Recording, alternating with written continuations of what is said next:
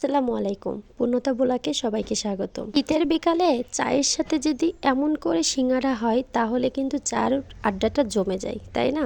আর গরম গরম এই সিঙ্গারাগুলো এত সহজভাবে আপনি বানিয়ে ফেলতে পারেন সামান্য বাসায় থাকা মশলা দিয়ে। তাহলে চলেন দেখা যাক। তারপর আমি এখানে প্রথম রুটি বানানোর একটা ডো তৈরি করে নেব।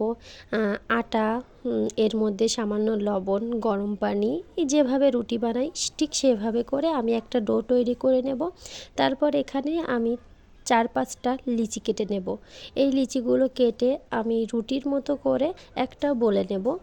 এটা কিন্তু যেভাবে রুটি বানানো হয় ঠিক সেভাবেই বানাবো, কিন্তু ছোট করে লম্বা করে বানিয়ে নেব।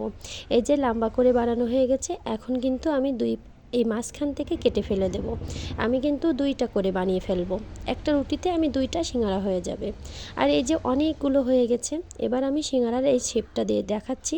এইদিকে কিন্তু আমি আলুর পুরটাও তৈরি করে নিয়েছি, এটা আপনারা চাইলে দেখে নিতে পারেন। তারপর এই যে খুবই সুন্দরভাবে আমি এই সিঙ্গারার পুরটা তৈরি করে নিয়ে সিঙ্গারার একটা শেপ দিয়ে এর মধ্যে আলুর একটা পুর দিয়ে আমি সিঙ্গারাগুলো তৈরি করে ফেলছি। একেবারে সহজ, কিন্তু আপনারা এটা একেবারে সহজভাবে ইজিভাবে বানিয়ে ফেলতে পারেন। আর বিকালে চায়ের সাথে কিন্তু এটা গরম গরম খেতে দারুণ লাগে।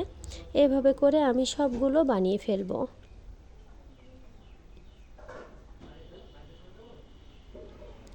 এই যে আমার সবগুলো সিঙ্গারা বানানো হয়ে গেছে, দেখছেন কতগুলো সিঙ্গারা হয়ে গেছে মাত্র 3-4টা লুচি দিয়ে। এই যে এবার আমি এগুলো ভাজি করে ফেলবো। আমি কড়াইতে অনেকটা পরিমাণ তেল দিয়ে দেব। তেলটা যখন অনেক গরম হয়ে যাবে তখন আমি এক এক করে সিঙ্গারাগুলো দিয়ে দেব। খুবই সাবধানভাবে সিঙ্গারাগুলো দিতে হবে, না হলে সিঙ্গারাটা খুলে যেতে পারে। এই জন্য খুবই ভালোভাবে করে ভাজি করে ফেলতে হবে।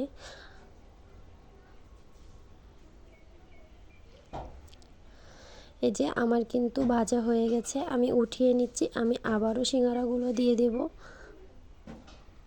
এভাবে করে আমি এক এক করে সবগুলো সিঙ্গারা ভাজি করে ফেলবো।